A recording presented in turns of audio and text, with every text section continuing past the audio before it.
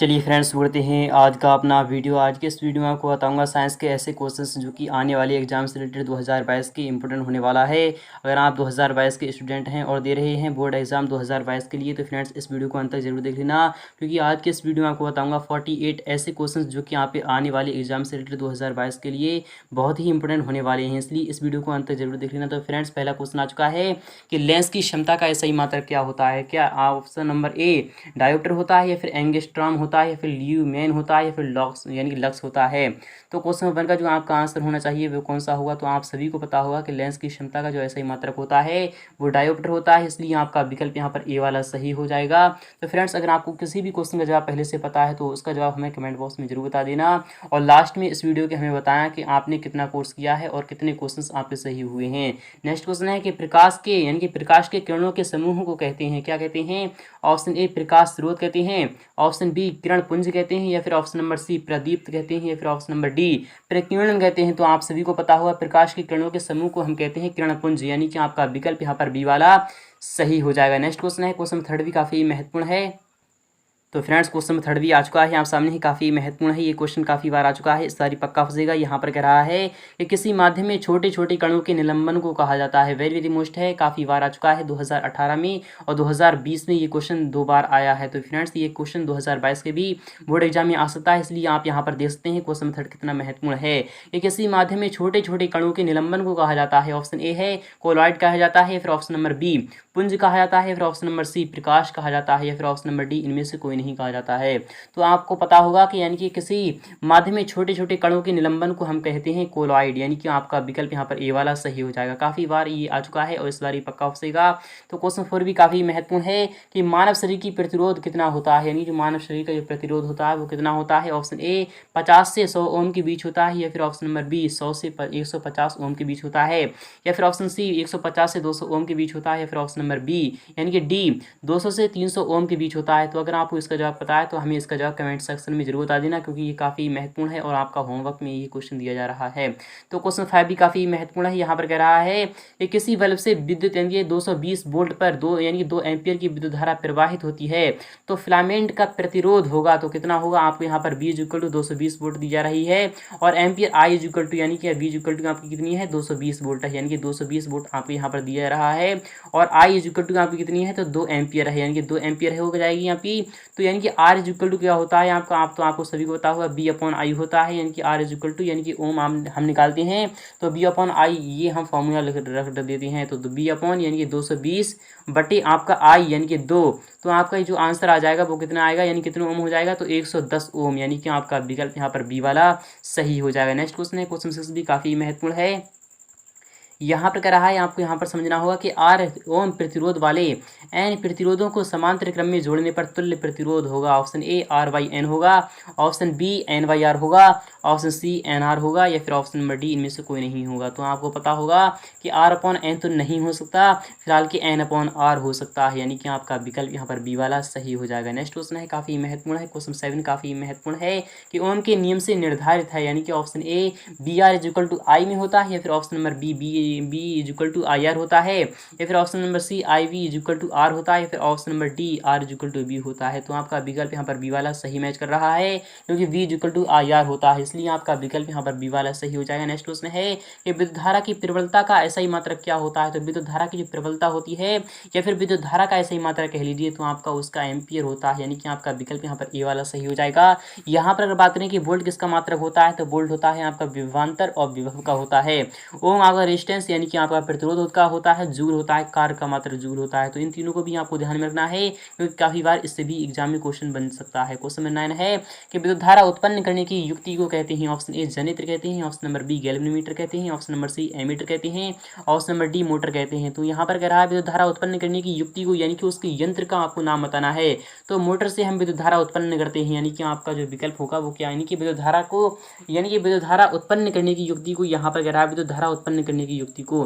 तो जो मोटर होती है वो विद्युत धारा खाती है और क्या यानी क्या उगलती है, तो वह यानी कि किस यानी विद्युत ऊर्जा को किस में बदलती है, तो वह किस में बदलती है यांत्रिक ऊर्जा में बदलती है। तो जनित्र क्या होता है, जनित्र विद्युत धारा को यानी उत्पन्न करता है, इसलिए आपका विकल्प यहाँ पर ए वाला सही हो जाएगा, क्योंकि जनरेटर से यानी जनरेटर जो होता है उससे विद्युत धारा उत्पन्न होती है। यहाँ पर अगर बात करें कि एमीटर क्या होता है, तो एमीटर में विद्युत धारा को मापा जाता है यानी कि मेजरमेंट किया जाता है, इसलिए आपका जो ऑप्शन हो जाता यहाँ पर सी हो जाता, अगर यहाँ पर विद्युत धारा को मापने की युक्ति को कहा जाता, इसलिए फिलहाल क्या आपका ऑप्शन नंबर यहाँ पर ए वाला सही हो जाएगा। नेक्स्ट क्वेश्चन है, क्वेश्चन 10 भी काफी महत्वपूर्ण है। यहाँ पर कह रहा है कि निर्गत किरण एवं अभिलंब के बीच के कोण को कहते हैं। तो निर्गत किरण जो होती है एवं अभिलंब के बीच के जो कोण को कहते हैं तो हम क्या कहते हैं, ऑप्शन ए आपतन कोण कहते हैं, ऑप्शन बी परावर्तन कोण कहते हैं, या फिर ऑप्शन नंबर सी निर्गत कोण कहते हैं, फिर ऑप्शन नंबर डी इनमें से कोई नहीं होते हैं।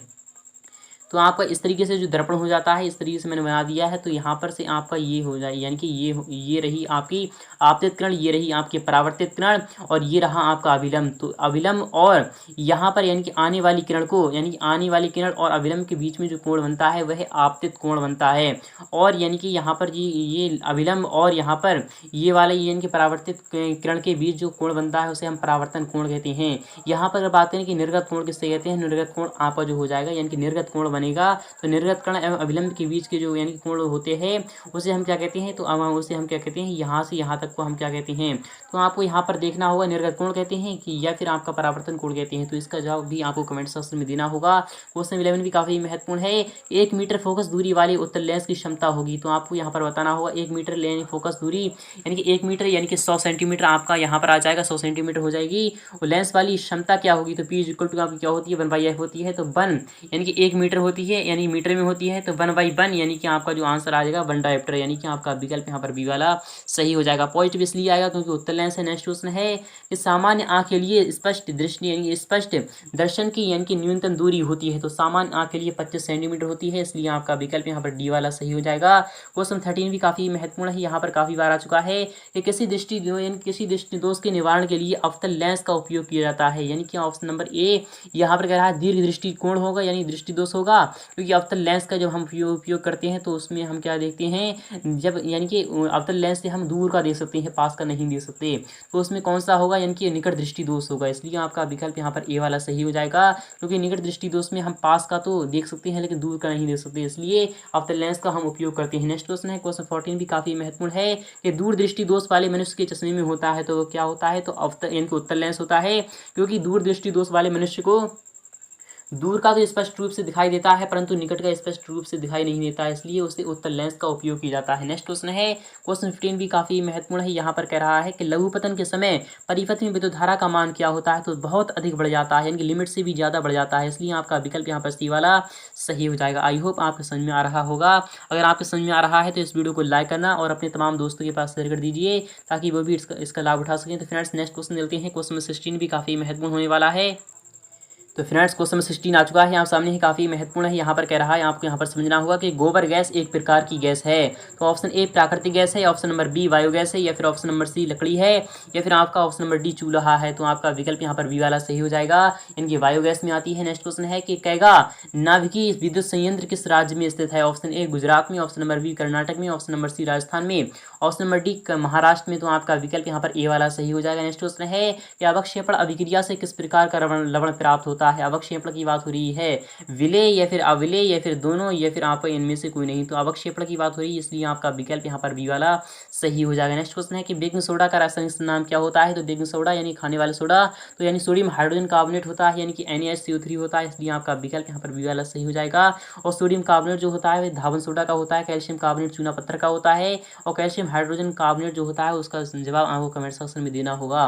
क्वेश्चन 20 भी काफी महत्वपूर्ण होने वाला है। यहाँ पर कह रहा है कि अयस्क से धातु का निष्कर्षण तथा उसका परिष्कर्षण उपयोग बनाने की प्रक्रम को हम क्या कहते हैं, तो धातु कर्म कहते हैं, इसलिए आपका विकल्प यहाँ पर बी वाला सही हो जाएगा। नेक्स्ट क्वेश्चन भी काफी महत्वपूर्ण है। यहाँ पर कह रहा है कि शाक सब्जियों को विघटित होकर कंपोस्ट बनाना और किस अभिक्रिया का उदाहरण है। ऑप्शन ए ऊष्माक्षेपी है, फिर ऑप्शन नंबर बी ऊष्माक्षेपी है, फिर ऑप्शन नंबर सी उभयगामी है, फिर ऑप्शन नंबर डी प्रतिस्थापन है। तो आपका विकल्प यहाँ पर बी वाला सही हो जाएगा, यानी ऊष्माक्षेपी अभिक्रिया होती है। नेक्स्ट क्वेश्चन है, क्वेश्चन 22 भी काफी महत्वपूर्ण होने वाला है कि इनमें से कौन सा उत्पाद है जो कि लेड नाइट्रेट को गर्म करने पर प्राप्त होता है। यहाँ पर कह रहा है लेड नाइट्रेट यानी कि PbNO3 होता है।